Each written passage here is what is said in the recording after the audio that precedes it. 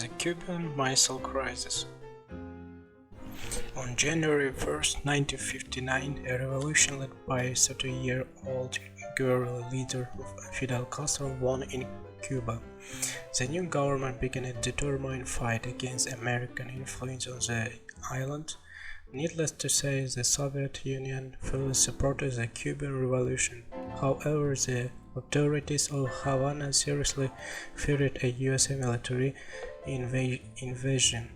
In May 1962, Nikita Khrushchev put forward an unexpected idea to place Soviet nuclear missiles on the island. He jokingly explained this step by saying that the imperialists need to put a head-hocking in their pants. After some consideration, Cuba agreed to the Soviet proposal, and in the summer of 1962, 42 nuclear-armed missiles and bombers capable of carrying nuclear bombs were sent to the island.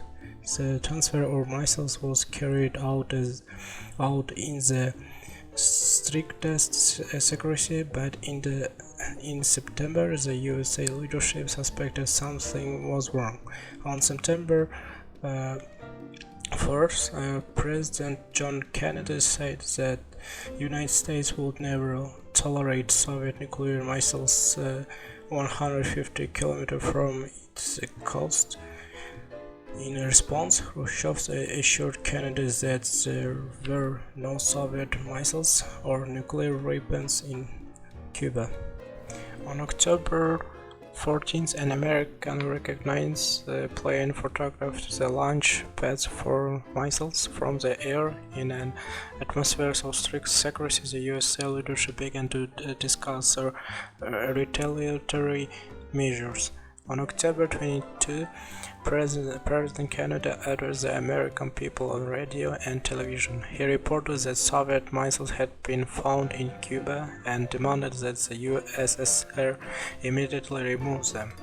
Kennedy announced that the United States was launching a naval blockade of Cuba. On October 24, at the request of the USSR, the UN Security Council urgently met. The Soviet Union continued to persistently deny the existence of nuclear missiles in Cuba.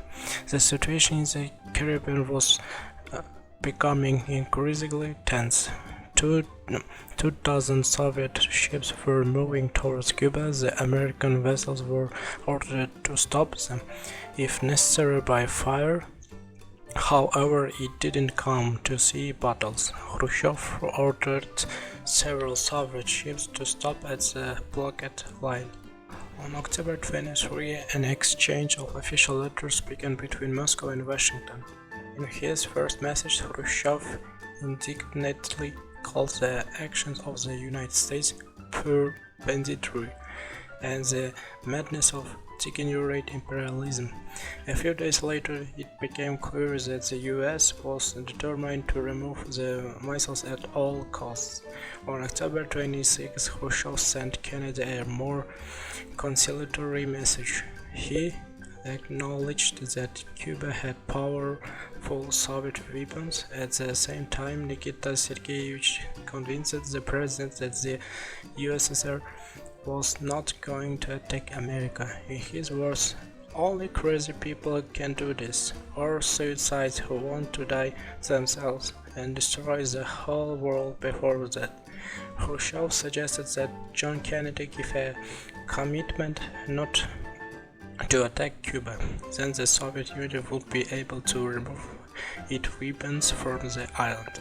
The President of the United States replied that the United States was ready to make a gentleman's commitment not to invade Cuba if the USSR withdrew its offensive weapons.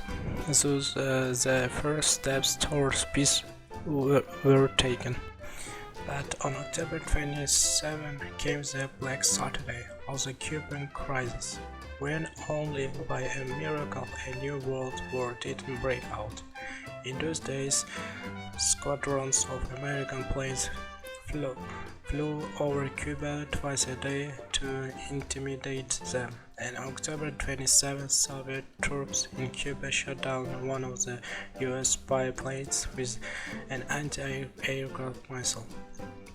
His pilot, Anderson, was killed. The situation escalated to the limit. The US president decided in 2 days to start bombing Soviet missile bases and a military attack on the island.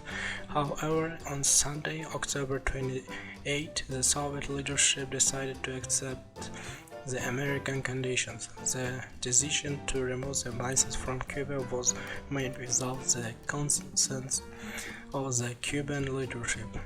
Perhaps that was done intentionally, since Fidel Castro strongly objected to the removal of the missiles.